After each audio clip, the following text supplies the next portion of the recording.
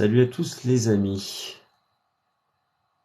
Inverser la vidéo, c'est ici. Oh putain, c'est en live en fait que ça marche cette histoire. Est-ce que ça fonctionne ici? Yes. Ok. Et bah alors, ça fait 20 minutes que je cherche et c'est quand on est en live que ça fonctionne. Salut Pierre-Alexis, bienvenue à toi. Bienvenue à tous, à ceux qui seront là. Et après, on pourra démarrer les amis. J'ai une proposition à faire au premier d'entre vous. Pierre-Alexis, si tu as envie, je te propose de monter à bord. Je ne sais pas du tout comment on fait, je n'ai pas eu le temps de chercher à vrai dire. Mais je sais qu'il y a un mode duo. Je pense qu'en tant que viewer, tu dois pouvoir regarder et trouver un bouton pour demander à être invité. Et ensuite, l'idée c'est que j'ai un petit sparring partner, voilà, que tu puisses réagir en live, me poser des questions et ce sera probablement plus intéressant aussi pour les autres. Après, si on est que tous les deux, eh bien écoute, on en profite, hein, pose tes questions, on peut le faire très facilement. D'accord? Ça c'est cool. Je vais essayer de, alors puisque je suis pas, en fait, je suis un peu à la bourre, pour être très honnête. Donc je vais essayer de voir si ce que je projette à l'écran est plausible. La dernière fois, on s'était dit que c'était intéressant de le mettre en mode, alors attendez, je vais me décaler, hop. On va essayer de voir ce que ça donne. Je vais éteindre la lumière ici. Le blanc là, c'est pas terrible. Là. Comment ça se fait que c'est violent comme ça? Hop. Là, la lumière, là, c'est pas terrible. Hein. Zut. J'ai mis un cœur, mais c'est pas ça. Tu me confirmes que c'est pas terrible chez toi aussi, Pierre? Plus, est-ce que je peux baisser la lumière? Qu'est-ce qu'on peut faire ici? Améliorer. Améliorer. Je sais pas trop quoi. Je vais regarder ce que ça donne. Ça, c'est les formes, c'est le visage, on en a rien affiche. Qu'est-ce que ça fait si je fais ça? Retourner l'appareil, inverser la vidéo, améliorer, effet. Effet, c'est quoi? Donc, c'est tous ces effets-là. Moi, ce que je voudrais faire, c'est juste baisser la lumière. Comment ça se fait? Comment ça se fait que je peux pas baisser la lumière? À part éteindre, je vais éteindre le plafond. Hop. Voilà. Qu'est-ce que ça dit mieux? C'est en blanc. Alors, la dernière fois, on avait dit qu'en blanc, c'était quand même plus visible. Je vais essayer de passer en thème foncé quand même. Hop. Qu'est-ce que ça dit là? En fait, mon écran de téléphone est super blanc. Je sais pas, c'est trop clair, ouais, tu confirmes. Hein. Ceci étant, donc peut-être qu'en mode, si je zoome un peu, en mode, oh, putain, quand je zoome, j'ai les commentaires qui sont énormes. Putain, c'est pas simple ça. Comment ça marche cette histoire? Balai vers la gauche pour fermer. Pour fermer quoi? Ah, d'accord, ok. Ah, ok, je peux mettre les commentaires après. Ok. Bon, comme ça, c'est... Si je me décale un petit peu comme ça pour voir les prix en marge, je sais pas si c'est bien. Bon, l'idée, c'est d'avoir juste un petit support visuel pour essayer de... Alors, je peux faire baisser la vidéo, la lumière sur le barcode déjà. Si je faisais ça, ce serait peut-être pas si mal. Alors, attendez, je vous montre le setup. Je vais faire la luminosité, baisser ça. Je vais mettre standard. Ça change pas grand-chose. Honnêtement, ça change pas grand-chose. Ce qui est mon truc.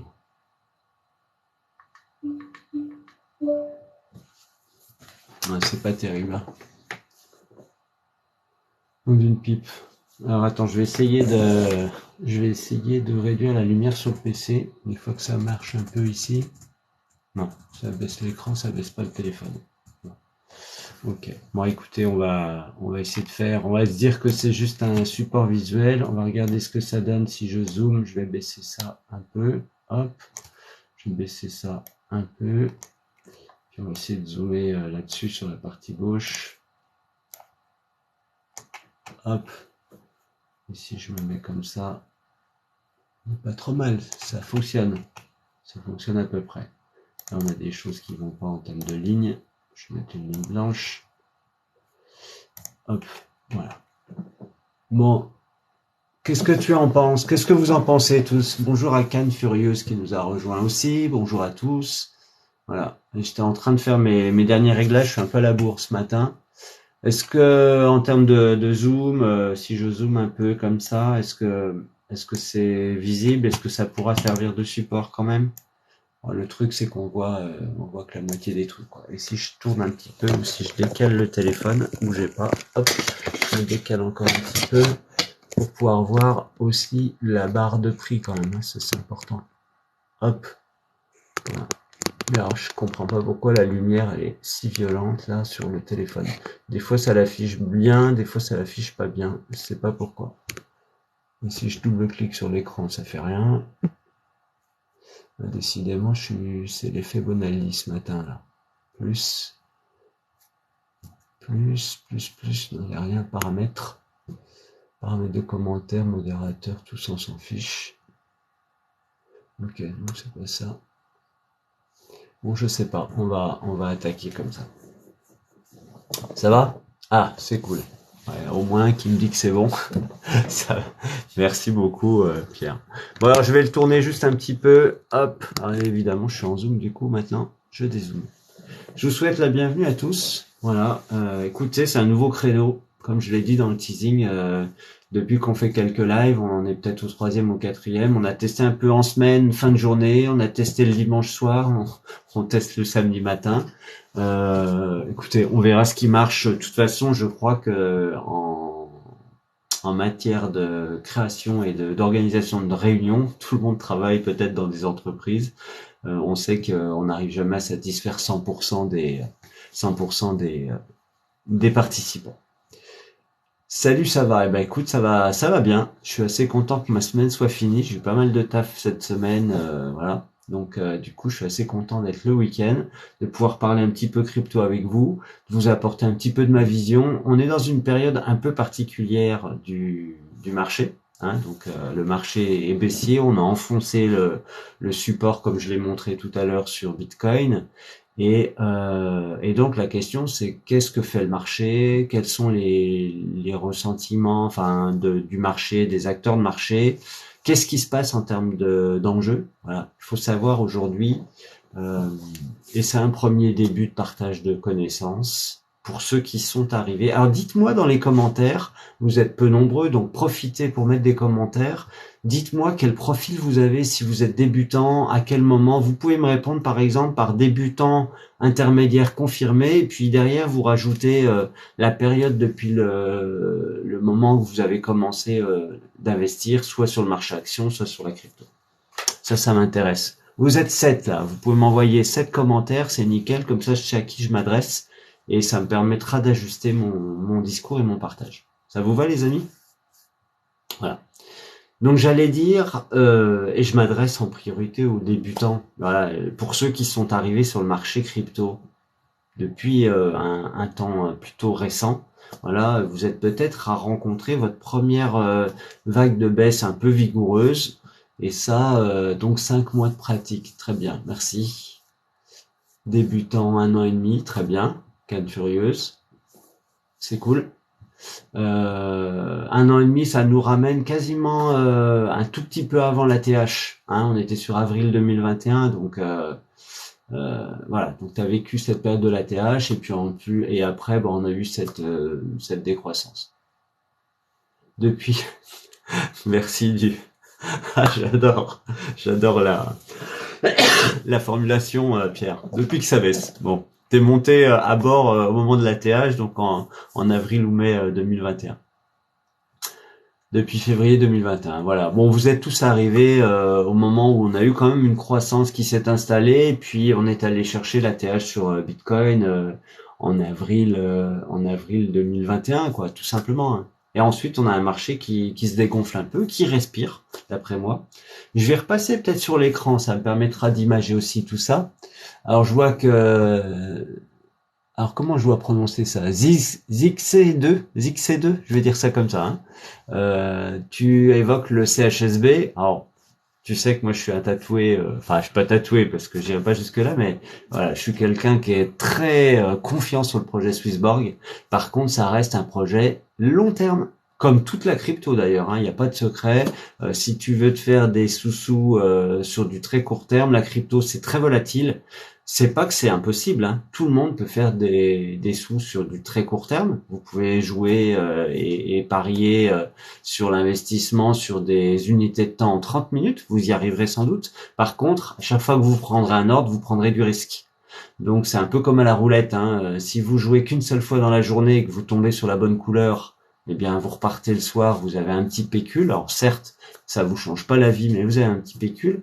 Par contre, si vous restez au casino et que vous jouez toutes les 3 minutes, il y a de fortes chances pour que vous ayez plus de pertes que vous n'ayez de gains. Voilà. 10 ans. 10 ans quoi? Alors Horizon Invest, 10 ans. Nickel. 10 ans, c'est nickel. Pour moi, 10 ans, on est nickel. Parce que le monde va se transformer. Ça, on peut le dire aussi. Je ne sais pas si vous avez participé à des premiers lives où j'ai évoqué plutôt la crypto au sens large et en termes de transformation de l'économie et de la finance. Pour moi, ça ne fait aucun doute que d'ici 3, 5, 10 ans, le monde qu'on connaît aujourd'hui va avoir disparu. Alors quand je dis le monde, je parle du monde financier, évidemment. Hein, si Poutine nous envoie un missile sur la tronche, il est probable qu'on ait aussi des impacts sur la finance, mais ça c'est autre chose. On va faire abstraction de ce qui se passe sur le plan géopolitique, même si ça peut avoir de l'importance sur la partie finance. Moi je vous parle en termes de vision, indépendamment de l'environnement qui peut être évolutif, et d'ailleurs ça fait partie du modèle économique et du modèle d'un entrepreneur. Quand vous êtes entrepreneur, votre premier talent, c'est de pouvoir composer avec l'environnement qui est lui en permanence en changement. Et ça, c'est une vraie chose. Le trading, c'est exactement pareil.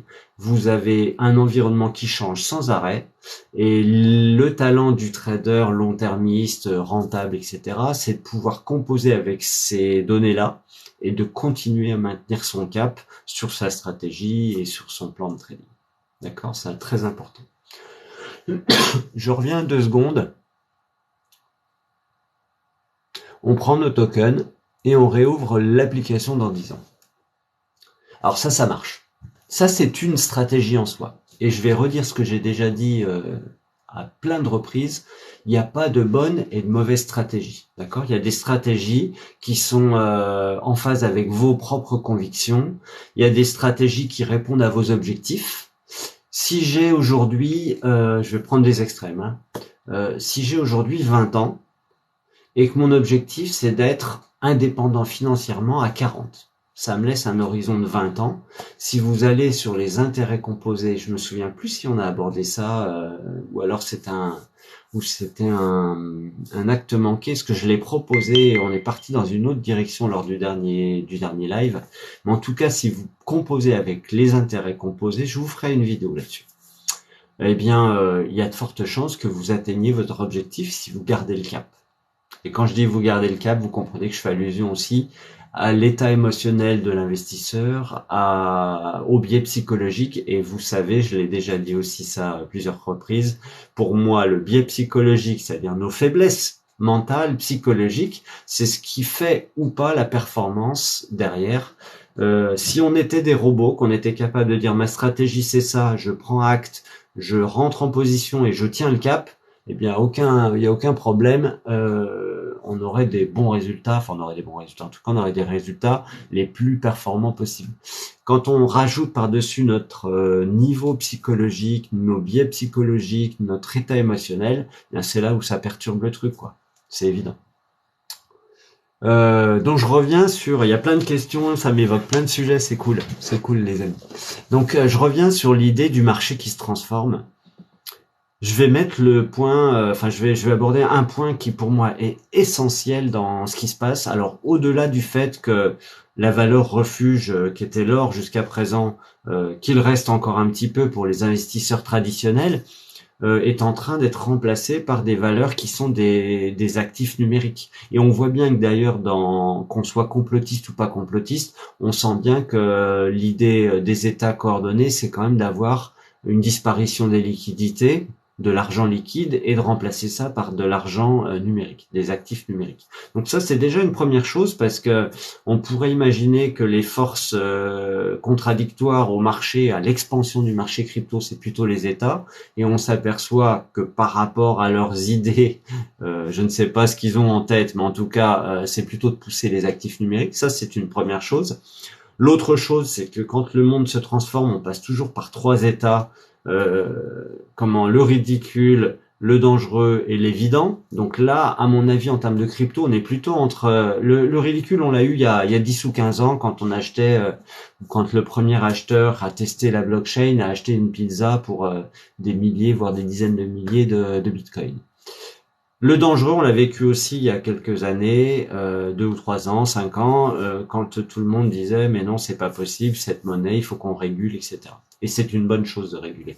On doit lutter contre le blanchiment de l'argent, ça c'est une très bonne chose. Mais là, je pense que l'actualité, si vous savez lire l'actualité, j'allais dire d'un point de vue analyse du marché et de la crypto en particulier, vous avez pu noter que PayPal s'est lancé dans la crypto, que des tas d'entreprises s'orientent vers les métaverses et ont investi des milliards, que le réseau bancaire Visa, Mastercard s'apprête à adopter et à autoriser le Bitcoin et les cryptos dans les transactions financières. Donc là, on touche 76 millions d'utilisateurs dans le monde. Vous voyez, il y a des signaux comme ça qui laissent entendre que le monde va adopter d'une manière générale la crypto. Autre chose, une autre statistique que j'ai entendue récemment, en France. En France, vous avez 4% de la population française qui possède des actions dans son portefeuille. D'accord ? En matière de crypto, vous avez 8%, c'est-à-dire qu'il y a 2 fois plus de personnes qui ont des cryptos qu'ils n'avaient d'actions. Ça veut dire que vous avez des gens qui sont rentrés directement dans la crypto. Pourquoi ? Parce que vous avez de la volatilité, que ça laisse imaginer le rêve américain avec des plus-values astronomiques. Ça arrive énormément. Mais le vrai, c'est que vous avez aussi la volatilité dans les deux sens. Tout à fait. D'accord ? Ça, c'est très important. Je reviens sur un point, toujours en termes d'introduction, sur la transformation du monde et du monde de la finance en particulier. Il faut vous projeter sur 10 ans, 15 ans, 20 ans. Là, on parle de génération et de transfert de capitaux intergénérationnels. Les anciens, nos seniors, nos personnes les plus âgées possèdent des capitaux, ils possèdent une maison, ils possèdent parfois des assurances-vie, ils possèdent parfois des actions, d'accord ? Eh bien, ils finissent par décéder. On est tous égaux devant la mort, hein, donc là, il n'y a aucun problème. Pour moi, c'est pas un sujet tabou. Donc, ils finissent par décéder, et donc on a ce qu'on appelle les cessions de patrimoine, d'accord ? Les transmissions de patrimoine. Et donc, on transmet ça à nos enfants, à nos petits-enfants, etc. Et donc, progressivement, d'ici 3 ans, 5 ans, les personnes qui vont hériter de leurs parents, de leurs grands-parents, eh bien, vont posséder des capitaux que eux-mêmes vont investir dans ce qui leur parle aujourd'hui. Et ce qui leur parle aujourd'hui, c'est pas l'assurance vie, c'est pas le livret A, c'est plutôt la crypto, c'est plutôt le marché action. Et ça, il faut imaginer qu'aujourd'hui, quand on regarde le CoinMarketCap, on est à 1600, 1700 milliards de dollars investis dans la crypto. C'est que dalle, hein. 1700 milliards de dollars, il faut imaginer que la finance mondiale telle qu'elle existe aujourd'hui, c'est 100 000 milliards. Donc on est sur 1,7, allez on va dire pour arrondir 2% de la population mondiale qui a investi sur la crypto. Autant dire qu'on est en train de tracer la route dans le Blue Ocean, quoi. Hein. On est en train d'inventer la finance décentralisée et on est parmi, même vous, même moi, qui suis rentré vraiment tardivement. Hein, le Bitcoin existe depuis 2009. Eh bien, même nous sommes les pionniers dans la crypto. Et imaginez juste ce transfert de capital, de patrimoine intergénérationnel. Ça veut dire que, pour moi, ça ne fait aucun doute que d'ici 3 à 5 ans, on ait multiplié par 10 les capitaux qui seront investis dans la crypto. Aujourd'hui, on a 1700, 2000 milliards. Eh bien, dans 5 ans, on aura probablement entre 15 000 et 30 000 milliards, je pense, investis dans la crypto. Et quand je dis la crypto, au sens tous les actifs, hein, c'est-à-dire que ce soit un stablecoin, que ce soit sur les métaverses, que ce soit sur le gaming, etc. On a des domaines d'activité dans la crypto qui est incroyable. Alors, je reprends un petit peu les questions, pardon.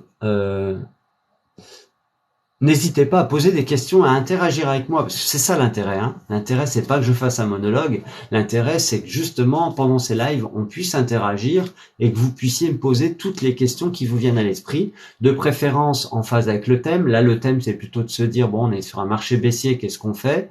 Je vous ai déjà fait un teasing avec cette vidéo pédagogique d'hier, la vidéo avec l'étiquette rouge. Je vous invite à la regarder. Elle est un petit peu longue. Elle fait 5 ou 6 minutes, mais malgré tout, c'était une façon de vous passer un message quand même. Moi, je suis long-termiste et j'ai pas peur de me dire, finalement, à partir du moment où j'ai des convictions profondes, eh bien, de me dire que je préfère observer le marché d'une manière opportuniste plutôt que pessimiste. Voilà. Donc aujourd'hui, j'ai des bonnes valeurs sur les fondamentaux qui sont là, qui sont dans mon portefeuille. Et on se retrouve avec un marché qui est en train de saigner un peu, comme on dit dans le marché, dans l'écosystème. Et donc, en l'occurrence, ça peut laisser entendre qu'on aura des opportunités sur des jetons, soit de renforcer, soit de rentrer sur des nouveaux jetons à des prix qui seront première classe. Voilà. Moi, c'est vraiment important ce truc-là. Alors, user F1, c'est ça, user F1, tu me dis, tu connais le trader crypto Sami Rikyu. Il fait plus 600% par jour et il vend des formations. Alors, attends. J'ai une menace éliminée. Ok, j'ai mon antivirus qui s'excite. Alors, il fait plus 600% et il vend des formations. Alors, moi, généralement, je fuis directement. Voilà.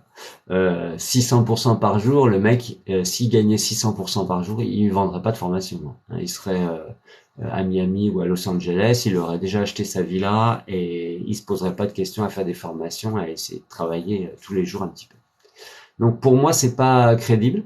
Moi, je suis franc. Hein, j'aspire pas j'allais dire, être influenceur, avoir 100 000, 1 million d'abonnés. Pas du tout. Moi, mon plaisir, c'est de vous partager un petit peu de mon parcours. Je trade les marchés actions depuis 1995. Voilà, c'est là que j'ai commencé à trader. J'étais assez jeune. Et puis j'ai connu la bulle Internet, j'ai connu son explosion, j'ai connu la crise des subprimes. Voilà, je tradais le marché action pendant très longtemps, en bon amateur que je suis. Et puis j'ai découvert la crypto en 2017. Voilà, et j'ai commencé de m'intéresser à ce marché en 2017. Donc moi, je fais mon petit bonhomme de chemin. Et d'ailleurs, ça fait le point. Je te remercie de ta remarque. Parce que les mecs qui vendent des formations, c'est intéressant. Moi, je te cache pas que j'ai quelques élèves que j'ai accompagnés, etc.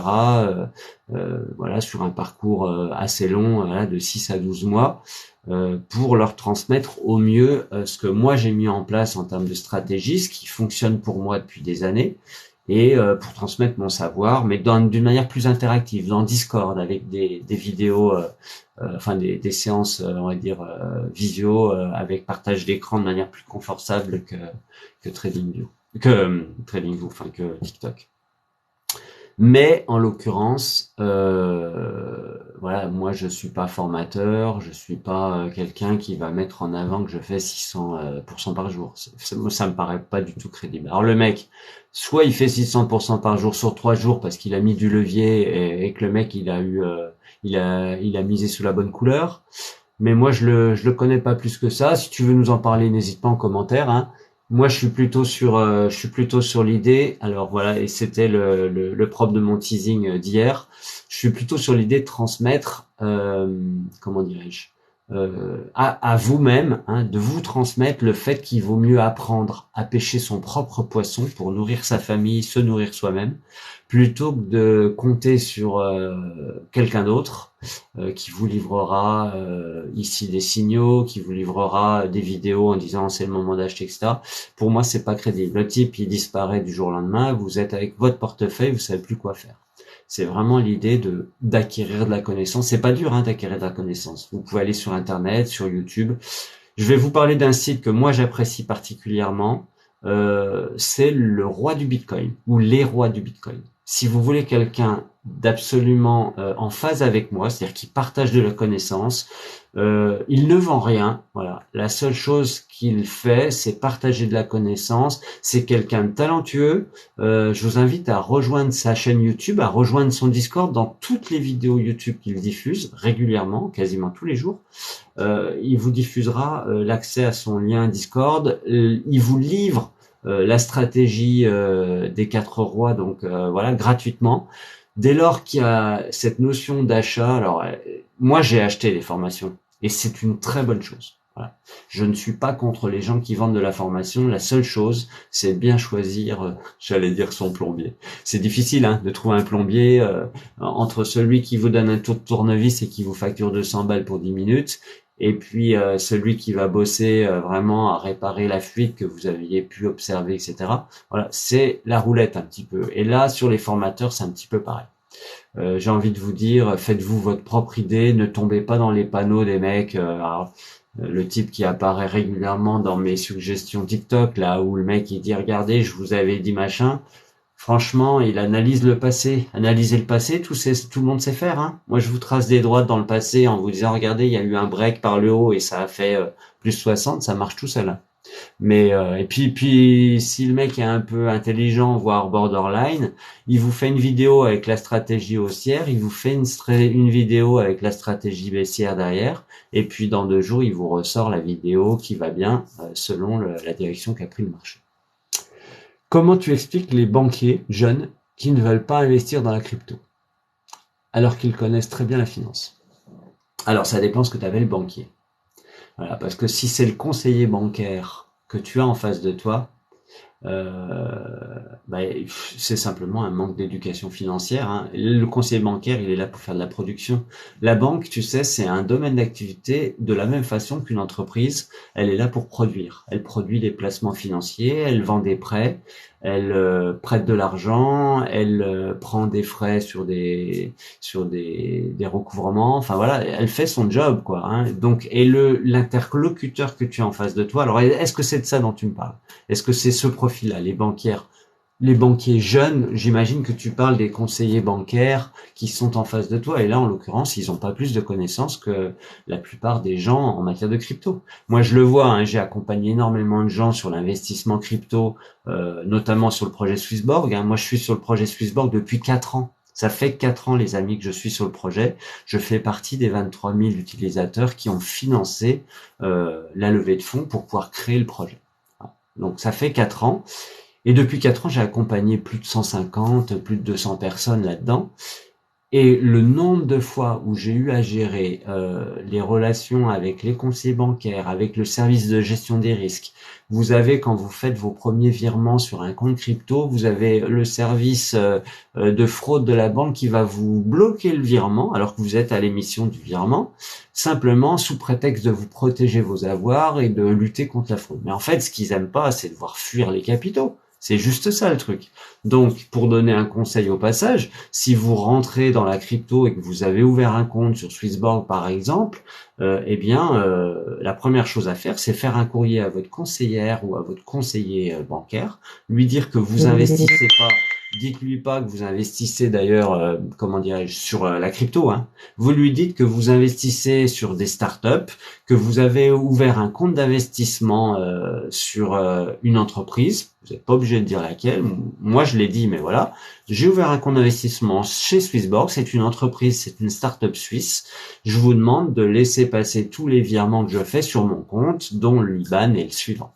Plaf, j'ai bloqué ça. Le deuxième avantage d'avoir fait ce courrier à votre conseiller bancaire, c'est que vous leur demandez d'informer le service de fraude, de gestion des risques. Comme ça, vous n'avez pas de problème non plus.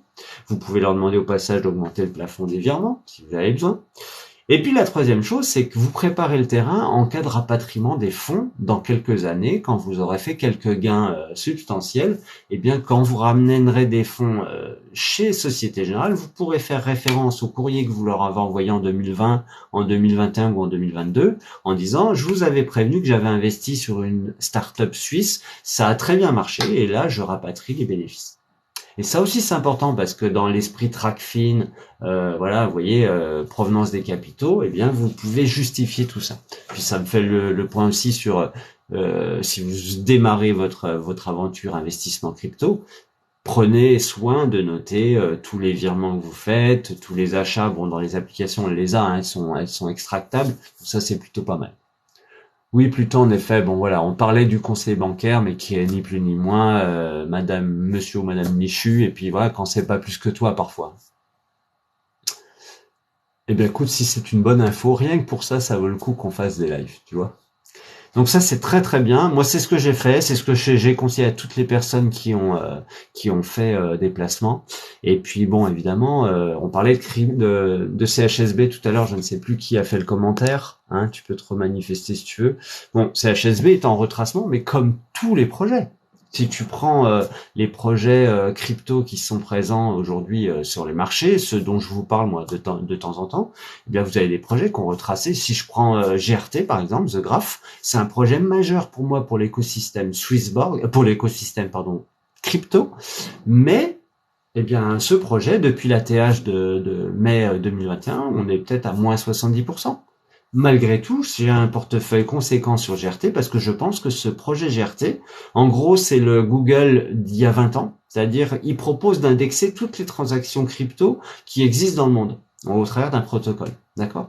Et donc ça, c'est indispensable. On peut pas, nous, avec la multiplicité des protocoles blockchain, tracer et aller ici sur un site, ici sur un autre site pour aller chercher des transactions. Donc là, avoir un site qui indexe tout ça, pour moi, c'est capital, c'est crucial. Alors, il sera peut-être pas le seul demain, mais il a été le pionnier. Donc, pour moi, c'est un projet intéressant. Il y a plein de projets comme ça qu'on décoté, mais un projet qui décote, ça veut pas dire que les fondamentaux sont mauvais, tu vois.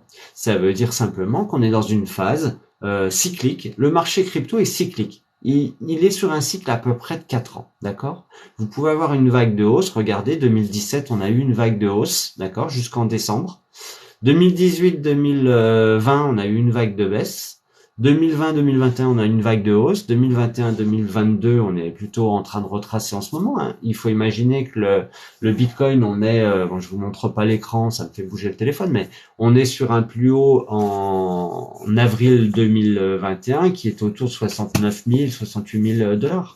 Aujourd'hui, on est à 33 000, c'est ça? On est à combien aujourd'hui? On est à 36 000. Voilà, l'ATH. Il est à 68 958 $ en novembre 2021.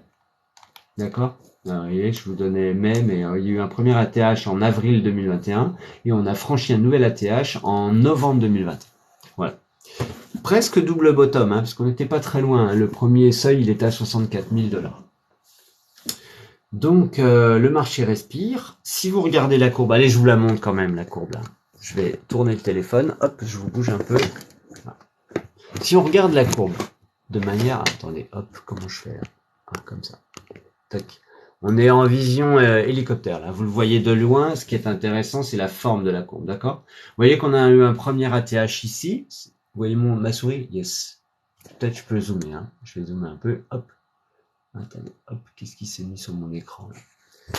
Voilà, attendez, excusez-moi pour le mal de mer. Voilà. Hop, voilà. Donc là, on a eu un premier ATH en avril 2020. On a retracé ici jusqu'à un plus bas historique qui est en juillet 2021. D'accord? Ensuite, de juillet à novembre, on a eu une belle vague haussière. Si je mesure cette vague haussière, voilà. On est en weekly ici, hein, d'accord? 133% en 111 jours. Vous imaginez? Vous faites x2 en 111 jours. C'est extraordinaire.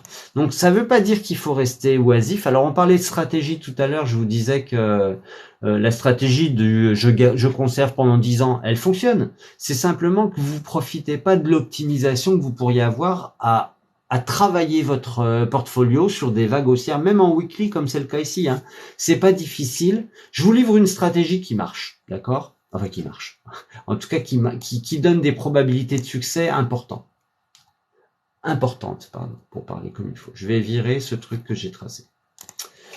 Regardez simplement ici mon indicateur. Alors, j'utilise comme indicateur, tiens, je vous livre aussi un peu ça. Vous voyez ma souris, yes. Comme indicateur, j'en ai pas 36. J'ai fait beaucoup d'exploration d'indicateurs, d'accord, techniques, et d'indicateurs de moyenne, etc. Maintenant, je n'en utilise que 5 à peu près. d'accord? J'utilise les 3 moyennes, 20 jours, la courbe rouge qui est ici, la 50 jours qui est en verte et la 200 jours qui est en bleu. La plus importante, c'est la 200 jours pour du long-termiste, d'accord? J'utilise aussi, alors attendez voir, pourquoi j'ai pas mes indicateurs à l'écran ici sur mon PC? Bon, c'est pas grave. Je vais remettre mes scripts. Alors j'ai des développements aussi que j'ai fait, d'accord? Donc on les a en bas pour ceux-là. Je cherche quoi? Je cherche les bandes de Bollinger. Bollinger bande. Je vais les mettre comme ça. Et puis je vais rajouter au passage mes scripts, celui-ci et celui-ci. Donc ces scripts-là, bon ça je vous en parlerai un jour, c'est des choses que moi je développe et qui m'aident à confirmer mes sentiments de marché, d'accord? Voilà, je les masque pour l'instant. Je vous montre les bandes de Bollinger. Je vais changer la couleur pour que vous puissiez voir plus facilement le ruban. D'accord? Je vous la mets en vert par exemple. Voilà. Et je vais en vert. Hop, je vais le mettre un petit peu plus foncé. Voilà. Tac. Les bandes de Bollinger, c'est très important. Pourquoi? Ce qu'il faut retenir, hein, si on est au stade du débutant, les amis, n'hésitez pas à commenter encore une fois. Hein, je vois qu'il y a peu de commentaires. On est dans l'interaction. Ce qu'il faut retenir sur les bandes de Bollinger, c'est que plus les bandes se resserrent, d'accord, plus ça annonce une volatilité du marché dans les jours qui viennent ou dans les semaines qui viennent. On est en weekly ici. Hein. Si je descends sur Bitcoin, on est sur Bitcoin ici, que je descends en mode daily. Vous voyez, les bandes se sont resserrées ici, clairement. Vous voyez? Eh bien, qu'est-ce qu'on a eu? On a eu une volatilité vers le bas. Alors, quand on dit volatilité, effectivement, c'est dans les deux directions. C'est possible vers le bas comme vers le haut. D'accord? Hop. Donc ça, c'est très important, ces bandes de Bollinger, parce que ça cadre le prix. Et que, pour vous donner cette info-là aussi, c'est qu'on a toujours... Ah, vous le voyez pas sur l'écran. Alors, attendez, je me décale. Hop, voilà. On a toujours sur les bandes de Bollinger une alternance entre la borne haute, je vous montre ici, et la borne basse. Vous voyez, on est allé rebondir sur la borne haute, automatiquement on va recadrer et on va revenir sur la borne basse, on va revenir à proximité, on va toucher la borne haute, on va aller effleurer la borne basse, on va remonter sur la borne haute, etc., etc. C'est ça qui est intéressant avec la bande de Bollinger, parce que si vous êtes en concordance d'indicateurs, à ce moment-là, vous pourrez vous dire, si je suis sur un bas de canal RSI, mais qu'en plus de ça, je suis sur une bande basse de Bollinger, en plus avec des resserrements, potentiellement, on peut attendre un rebond technique et on sait qu'on ira chercher la borne haute. Et selon la distance de la borne haute aussi, vous voyez, là, on a approché la borne basse, on est allé taper en haut, on est rebaissé, on est approché la borne basse, on était en zone de rebond technique aussi sur Fibonacci, et vous voyez, on est allé longer la borne haute jusqu'à rebondir. Donc ça, c'est intéressant. Je vous parlais de bandes de Bollinger, très intéressantes, les bandes de Bollinger. Les moyennes mobiles, je vous en ai parlé, les moyennes mobiles vertes, donc rouge 20 jours, verte 50 jours et 200 jours, très importantes. J'utilise ensuite le canal RSI. Lui, il nous indique quoi? Il nous indique que quand on est tout en haut du canal, comme c'est le cas ici, quand il est en rouge, eh bien c'est que les acheteurs ont épuisé leur force et qu'en l'occurrence, on va donner la main aux vendeurs. Voilà, donc si tout ça correspond, vous voyez, si on est sur un haut de canal ou sur une extension Fibo, mais qu'en plus on est rouge sur le RSI, c'est que probablement on va aller rebondir parce que là aussi on est sur une alternance de touches sur les bornes hautes et les bornes basses. Puis ensuite j'utilise le MACD qui me donne à peu près les mêmes indications, sauf qu'il m'indique en plus ce que j'aime bien avoir, moi, c'est la dérivée, c'est-à-dire la croissance ou la décroissance. Quand vous avez des bornes vertes comme ça, l'histogramme qui est vert ici, vert foncé pour être plus précis, c'est que vous avez une croissance en accélération. C'est-à-dire qu'on est en train d'accélérer le mouvement parabolique et que on est plutôt en confiance en termes d'acteurs de marché.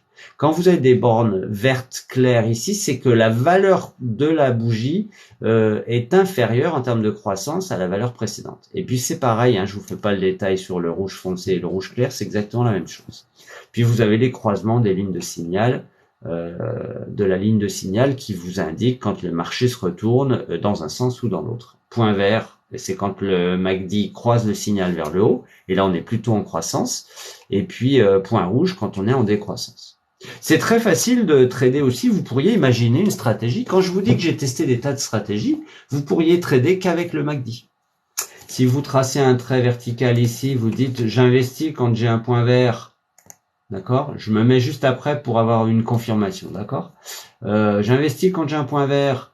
Je vais le faire en... Attendez, je vais le mettre en mode achat, par exemple. Hop, un trait vert, d'accord? Et je vends quand j'ai un point rouge ou que je croise le signal par le bas.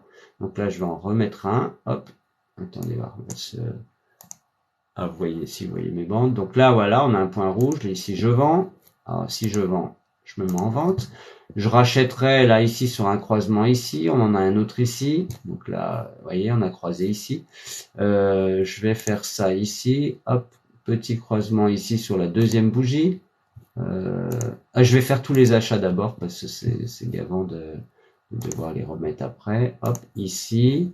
Et puis ici, on est à peu près à l'horizontale. Là, je prendrai pas parce qu'on a les bandes qui sont à l'horizontale. Voilà, on va dire ça comme ça, grosso modo. Tiens, je vais en remettre un ici. Ah, zut. Je vais en remettre un ici. Ah, vous ne le voyez pas à l'écran, je vous le montrerai tout à l'heure. Hop. Qu'est-ce qui se passe? Pourquoi ça marche pas ma verticale? Ah, voilà. Je vous le mets ici. Hop. Attendez, je vais décaler mon écran. Voilà. Donc je remets un petit point ici, je vais en remettre un autre ici. On va faire les rouges maintenant. Tac, ici j'ai un rouge, je vais le remettre en vente. Voilà. Et puis je vais refaire. Donc là j'ai pris ici, ici j'ai un rouge, ici j'ai un vert, ici j'ai un rouge. Donc je vais remettre un trait rouge. Voilà. Vous voyez, là je me contente simplement de mettre. Je comprends pas pourquoi des fois ça marche pas. C'est dingue hein, cette histoire. Voilà. De mettre des. Voilà. Et ici j'ai un rouge. Je vais en remettre une dernière ici. Je me contente simplement de me dire, j'ai une stratégie qui est toute simple, c'est quand j'ai le croisement de la ligne MACD sur le signal vers le haut, j'achète, et quand je croise vers le bas, je vends. D'accord? Donc là, je vais double-cliquer sur l'indicateur pour réduire tout ça et voir ce que ça donne en termes d'achat. Je vais me décaler, d'accord? Donc ici, j'ai acheté ici, d'accord? Et j'ai revendu là. Ici, je suis perdant. D'accord? On va faire les traits comme si j'avais acheté. Comment est-ce que je mets ça? Bougez pas. Ici. Zut. Ici, je suis perdant. Alors, je vais le faire comme ça. J'ai acheté ici. Enfin, perdant. Je suis pas tout à fait perdant, mais voilà. Et puis, j'ai revendu. Ah non, ça va pas, cette histoire. Attendez. Je vais le faire avec un autre truc. Je vais le faire avec celui-là. Donc, je suis en bas de bougie. D'accord? Je le fais ici et je revends ici. Vous voyez, on est à 0, on a fait 0,7. En gros, on a l'équilibre. Je me décale. Ici, j'ai acheté. Donc, on est bien d'accord que c'est les croisements du signal MACD. Hein, d'accord. Ici, j'ai acheté là. Donc, je vais me prendre ici. Hop. J'ai acheté là. Et ici, j'ai revendu ici. J'ai gagné 7% sur 27 jours. Ici, hop. Je le fais à l'impro, hein, total. Donc là, ici, voilà. Là, hop. Là, j'ai perdu 12% sur 5 jours. D'accord? Ensuite, ici, je vais le faire ici. Voilà, j'achète ici et je revends ici. Là, j'ai fait 14% sur 17 jours. Vous voyez qu'on a de la volatilité. Donc là, on est sur un seul indicateur. Et il faudrait regarder ensuite la notion de prise de risque. C'est-à-dire combien j'investis. On ne prend pas plus de 1%, voire 0,75% quand on débute. Et puis quand on est un peu plus en confiance, on va monter à 1,5, 2% de son capital. Si on a un succès en termes de prise de risque. D'accord? Ici, je suis à l'équilibre. Bon, c'est ni un trade gagnant, ni un trade perdant. C'est ce qu'on appelle un trade break-even. D'accord? J'ai acheté au même prix que j'ai vendu. Ici, je suis gagnant. Ici, je suis perdant. D'accord? Et ici, je suis gagnant. Donc, voilà, grosso modo, on est sur un petit pourcentage en faveur comment dirais-je? Alors, je vais essayer de faire marche arrière maintenant pour virer tous mes traits, là. Tac. Pardon, hein, parce que c'est mon graphique standard. Voilà. Donc, on est en faveur, avec un seul indicateur, vous voyez, d'un petit bénéfice quand même en faveur des probabilités. Donc ça, c'est ça. Moi, ce que je fais, c'est que je coordonne, si possible, comment avoir cet écran sur Swissborg. C'est une bonne info, ça. Alors, Zixé, tu me disais comment avoir cet écran sur Swissborg. Tu peux préciser de quel écran tu parles?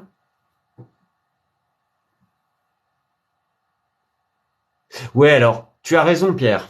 les lignes se croisent et c'est d'ailleurs pour ça que je t'ai dit, je vais zoomer, sur l'indicateur. C'est pour ça que je t'ai dit quand j'ai en fait, ce qui m'intéresse quand je prends les signaux, je vais te dire comment j'aurais fait ici. C'est-à-dire que ce qui m'intéresse, c'est l'inclinaison des lignes, d'accord? Si j'ai des lignes qui sont très montantes et aussi, alors je vais te livrer une autre info, c'est que finalement sur cet indicateur MACD, tu as à la fois le MACD avec les histogrammes qui m'intéressent normalement, mais tu as aussi le RSI.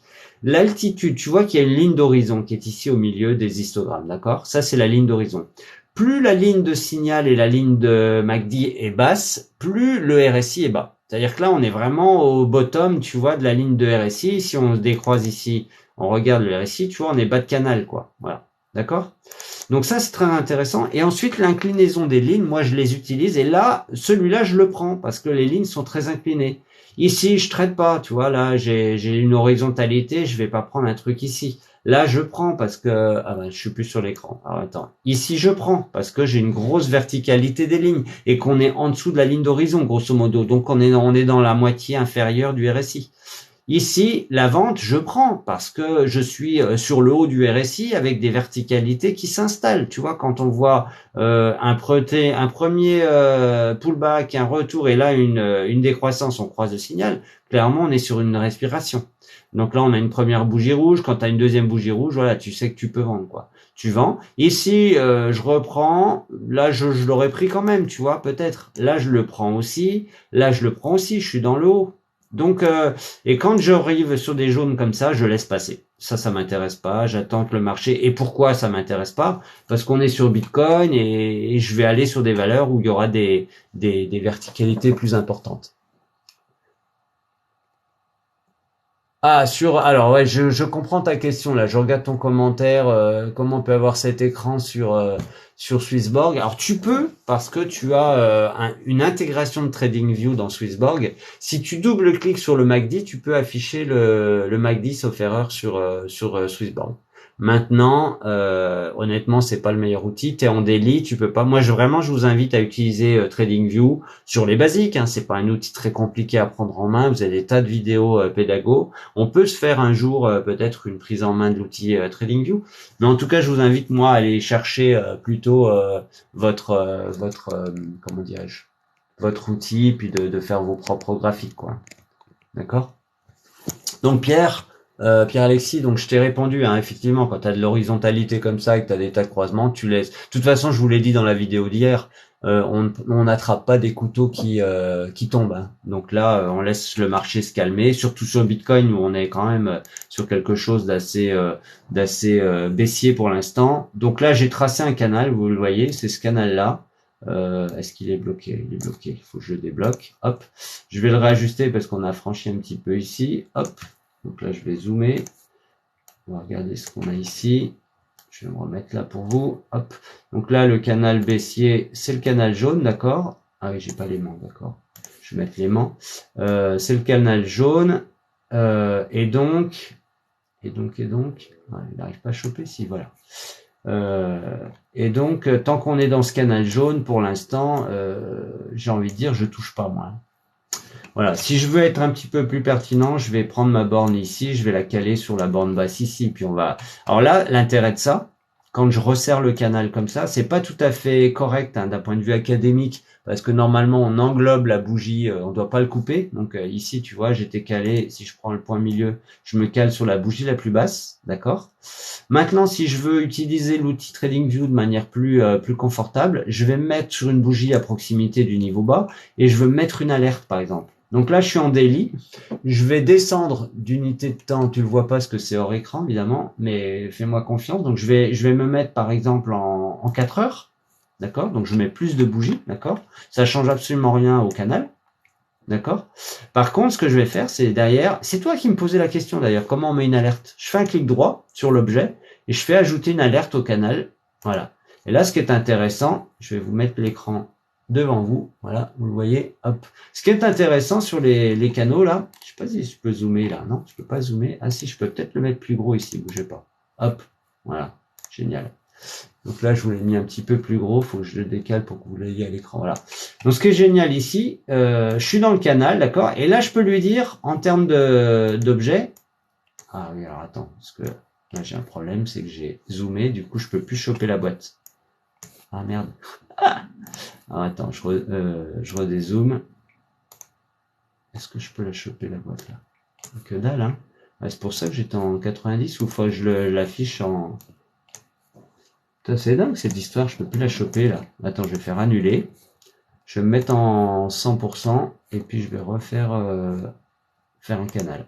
Voilà, tac. Ajouter une alerte. Voilà. Est-ce que là je peux la choper? Yes. Voilà, nickel. Bon, je reste comme ça les amis. BTC USD, d'accord. Et là, ce qui est génial, c'est que tu peux faire sortie de canal. Voilà. Donc ça veut dire que dans une seule alerte, tu peux guetter à la fois l'enfoncement du support, mais aussi le franchissement par le haut. Est-ce que tu veux être alerté une seule fois ou une fois par barre? C'est-à-dire que là, je suis en 4 heures, je serai alerté une fois toutes les 4 heures ou alors une fois par minute. Si tu veux guetter vraiment pour passer un ordre d'achat, tu peux lui dire que dès que tu as le signal, tu veux être alerté à chaque fois. Ensuite, il y a tout un tas de fonctionnalités. Tu peux mettre du son, tu peux envoyer ça vers d'autres sites, etc. Ce que je fais moi, puisque j'envoie tous les signaux sur mon Discord.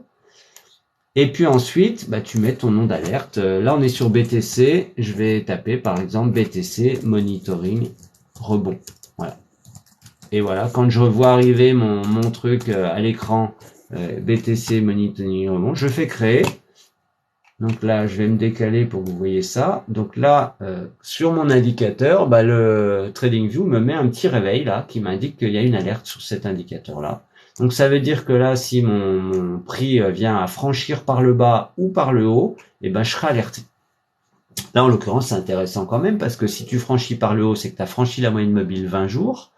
Et puis si tu franchis vers le bas, c'est une alerte supplémentaire. On a les prochains objectifs qui pourraient être les derniers plus bas qu'on a touchés précédemment. Voilà pour donner un petit peu d'éclairage sur Bitcoin. Donc ensuite, en termes de positionnement, en termes de posture, je vous reprends en visuel les amis. Voilà, c'est important ça. Hop, je dézoome. Voilà. En termes de posture, mon téléphone qui se casse. Voilà, hop. Donc en termes de posture, quand n'hésitez pas à commenter.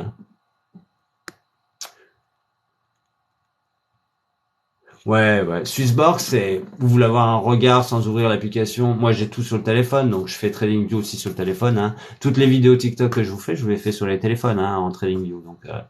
Donc c'est vraiment très intéressant. Et puis ensuite, mes alertes sont dans TradingView, et puis je bascule sur Swissborg quand je passe mes ordres, tout simplement. Donc et c'est vraiment premier niveau d'information sur TradingView via Swissborg. Et tu verras mieux, ça c'est sûr. La posture à avoir aujourd'hui, si vous investissez. Je sais pas qui c'est, on va refuser là. Une PP là qui veut squatter le live. Si tu veux aujourd'hui, si tu as décidé d'investir sur la crypto, on va conclure parce que je vois qu'il est 11h39, j'ai des choses à faire. On va se dire, allez, 5 minutes pour conclure. Si tu veux investir sur la crypto, si tu as choisi d'investir sur la crypto, c'est que tu es, enfin en tout cas moi je vous l'invite, c'est être long-termiste. 3 ans, 5 ans, 10 ans, 15 ans peut-être. Voilà, parce que là, quand vous mettez ça en perspective avec le transfert de richesse intergénérationnel dont j'ai parlé en début de vidéo, il est certain qu'on est dans des bonnes dispositions pour investir. Quand vous avez un marché qui est comme ça baissier, que vous touchez des plus bas, que vous avez retracé de 40%, de 50%, ces vagues de baisse, elles sont toujours là. Mais si vous affichez Bitcoin sur la totalité de sa période, vous êtes rentier, les amis. Vous avez investi en 2010 sur Bitcoin, vous êtes rentier. Si vous avez investi sur Swissborg il y a quelques années, de la même façon, vous êtes positif. D'accord? Donc il faut pas. Moi, je me souviens avoir acheté du CHSB en 2020, l'année où est sortie l'application. En février, je coachais ma belle-sœur. On achetait du CHSB à 1,8 centime. Voilà, 1,8 centime. Donc voilà, on est aujourd'hui autour de 37 centimes, 38 centimes de dollars. Évidemment que ça fait pas plaisir aux gens qui ont investi plus tardivement. Mais les amis, sincèrement, en tout cas, c'est mon point de vue, c'est ma conviction, je la partage avec vous. Vous n'êtes pas obligé de la croire ou de l'adopter. Mais moi, j'ai la conviction que de toute façon, d'ici 3 ans, on aura un marché qui va exploser et que tous les projets qui ont du sens, qui ont des fondamentaux hyper robustes, vont exploser.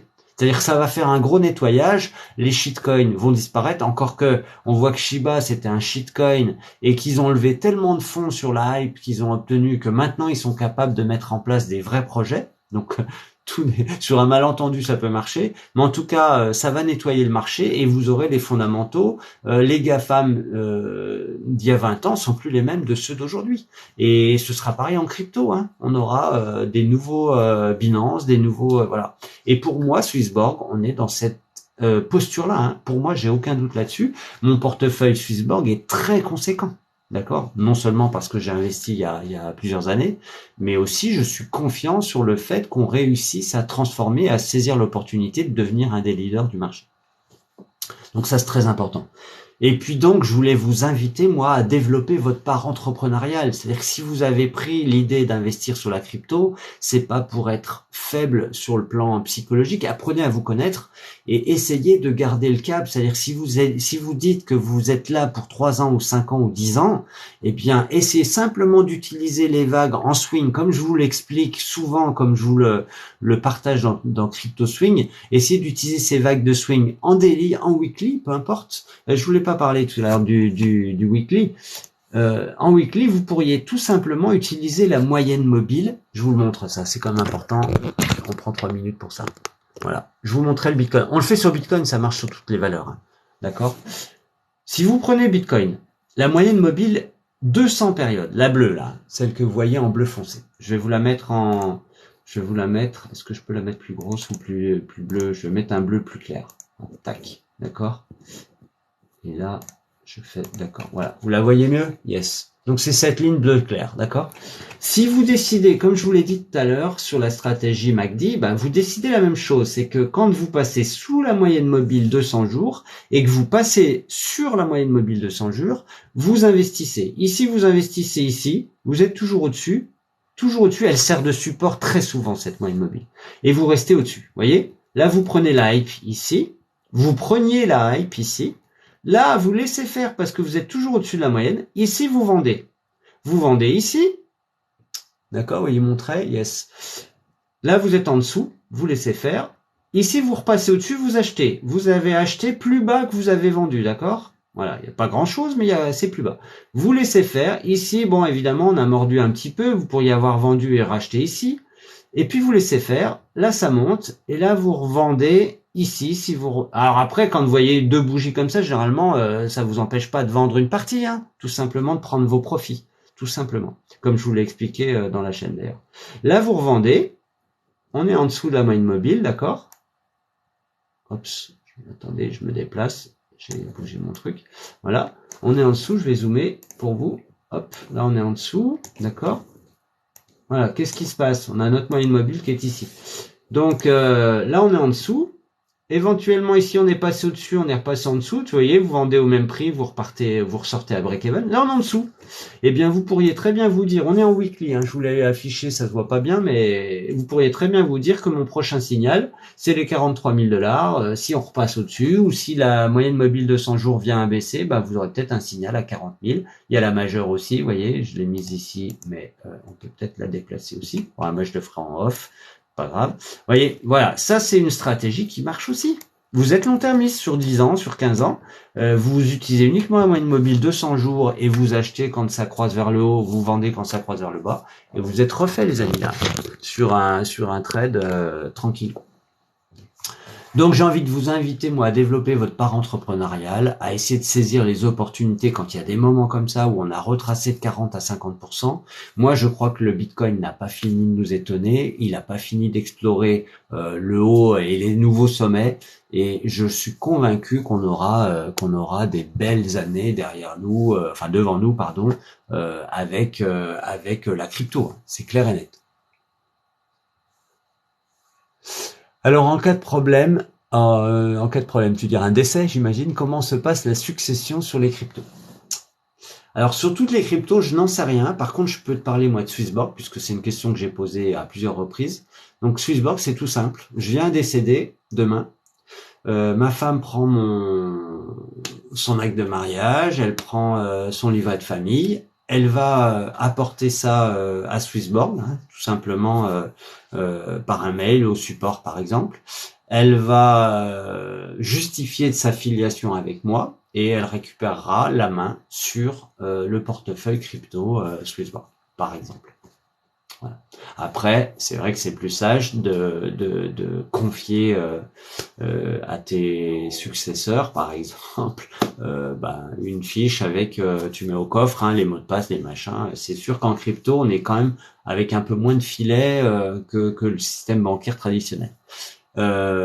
Swissborg, c'est un petit peu un système hybride. Hein. On a une gestion centralisée au travers de la société Swissborg qui est en Suisse, mais une gestion indépendante des actifs qui sont sous responsabilité des investisseurs. Voilà, qui sont pas sous responsabilité, mais sous propriété des investisseurs. Mais malgré tout, si tu amènes ton livret de famille, tu peux récupérer tes successeurs peuvent récupérer tes avoirs. Ça, c'est top. Binance, je sais pas trop. Ça mériterait de poser la question aussi. Et les autres exchanges. Moi, j'ai une fiche avec les mots de passe, quoi. Puis j'ai ma famille au courant, tout simplement. Bon, les amis, ça a été super intéressant. Je sais pas combien on est, hein, peu importe. Mais j'espère que vous avez appris des choses encore aujourd'hui. Moi, le format TikTok sur le partage d'écran, quand même, ça me gonfle un peu pour tout vous dire. Je sais pas comment on va faire.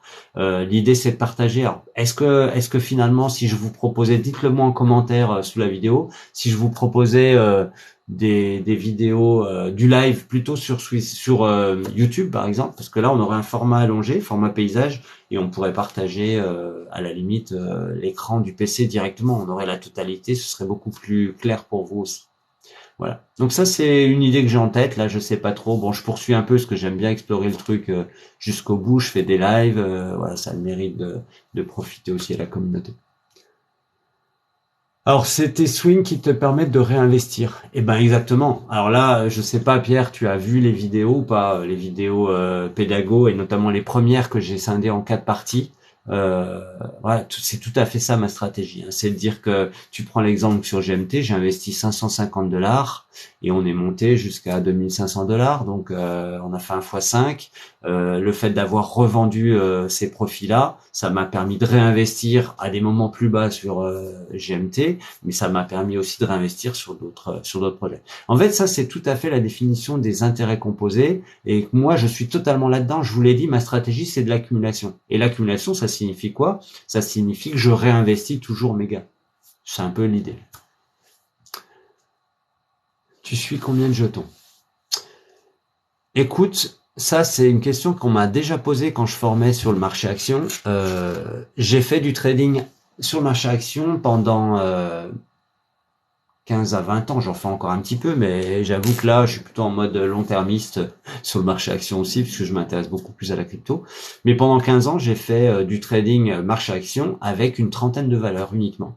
Et en crypto, c'est un petit peu pareil. En fait, ce qu'il faut, c'est ressentir la réaction, l'évolution du prix d'un crypto actif en fonction de l'environnement, des indicateurs. Est-ce qu'il est sensible à Fibonacci? Est-ce qu'il est sensible au RSI? Est-ce qu'il est sensible à MACD, etc. ou aux vagues d'Elliott?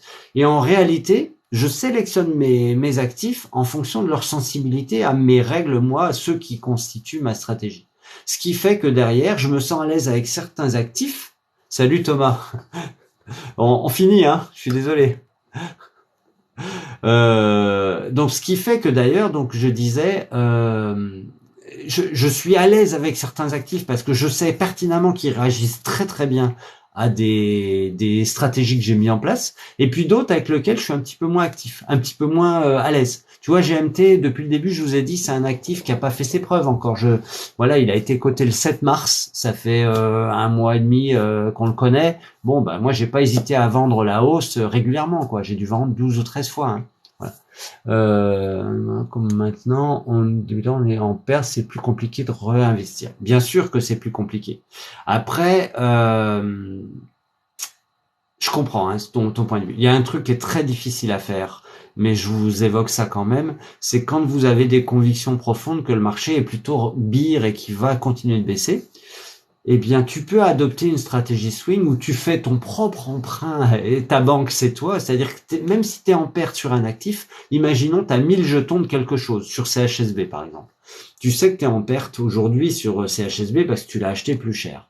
Eh bien, si tu vends une partie de ces 1000 jetons, t'en vends 200, et que tu les rachètes parce qu'ils ont baissé, ils ont perdu 10%, 15 points, 10, 15 points, 20 points, et que tu les rachètes, eh bien, tu vas te générer un capital de gain. C'est-à-dire que tu vas racheter tes 200 jetons avec 20% de coût en moins.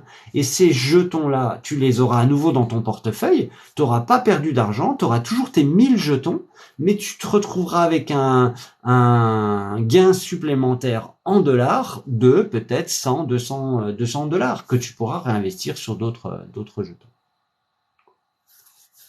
Et je comprends hein, ta remarque, c'est pas simple. Et ça, c'est quelque chose qui travaille. Quand je vous parlais dans la vidéo précédente de teasing, il faut éduquer son esprit, il faut s'éduquer soi-même par rapport à ses biais psychologiques et par rapport à ça. Revendre à perte, faut être dans un esprit entrepreneurial pour se dire, bah, je revends, mais pas la totalité évidemment. Hein, prends pas ce risque-là. Tu revends 10, 15%. Et ça veut dire que si le jeton continue à baisser, tu seras très content de pouvoir les racheter avec 10, 15, 20% de valeur en moins. Parce que tu vas te dire, j'ai mis ces 15, 20% à l'abri et que c'est ça qui va te générer du capital, du cash frais pour pouvoir réinvestir. D'accord? Et c'est aussi pour ça, je redis la même chose. Prenez vos gains quand c'est nécessaire. Ça, c'est des choses qu'on ne sait pas faire. Quand on est débutant, généralement, on a du mal à prendre ses pertes. Et on a du mal à prendre ses gains également. C'est-à-dire que le jeton monte, GMT, eh oui, c'est monté, ça fait x5, x10, ça peut faire encore, bien sûr que ça peut faire encore, mais vendez régulièrement des jetons. Et vous allez créer de la confiance, vous allez créer du capital confiance, ça c'est très très bon quand on débute. T'as compris le principe, c'est nickel. Bon bah voilà, c'est ce qu'on fait. Voilà, on est monté. Moi sur GMT, pour le coup, hein, j'ai vendu 13 fois. Je crois que j'ai vendu pratiquement 80 à 85% de mes jetons. Il doit m'en rester 300, 340, quelque chose comme ça. Eh bien écoutez, là on est sur une baisse de 40%. J'attends simplement que le Bitcoin se réoriente vers quelque chose de positif. Je vous l'ai dit, hein, je patiente. Et quand j'aurai des signaux positifs du marché au global, eh bien, je reviendrai sur GMT sans doute en rachetant une partie des jetons que j'ai vendus, bien sûr. Avec modestie quand même, parce que c'est un jeton tout jeune. Et puis je réinvestirai sur d'autres jetons, évidemment. Voilà. On se dit merci les amis d'avoir participé pour vous, de m'avoir posé des questions. C'était beaucoup plus appréciable pour moi d'avoir du commentaire comme ça avec du question-réponse. L'idéal, c'est ce que je partageais avec Pierre qui a été le premier à venir sur le live. L'idéal, ce serait qu'il y en ait un d'entre vous qui accepte d'ouvrir le live et de co-animer avec moi et qui fasse mon sparring partner en live à poser des questions. Et je pense que ce sera aussi très agréable pour l'audience d'avoir cette espèce d'échange en live avec quelqu'un. Et puis on peut faire tourner le rôle de sparring partner aussi, hein, tout est possible. C'est juste que je ne sais pas comment on fait pour inviter quelqu'un à monter à bord du live. Et oui, on est toujours sur cette question. Il va falloir vraiment que je pose la question à quelqu'un de confirmé dans TikTok là et qui m'explique comment on fait. Hein. Moi, je sais pas faire. Bon les amis, je vous souhaite une belle journée. À très bientôt. Et puis je vous dis, prenez soin de vous, prenez soin de votre capital. Prenez des décisions entrepreneuriales. Vous avez investi, vous êtes là pour 3, 5, 10 ans. Il faut faire de l'entrepreneuriat. C'est votre projet de changement de vie. D'accord? Très important. Allez, bon week-end à tous et à très bientôt. Ciao, ciao les amis.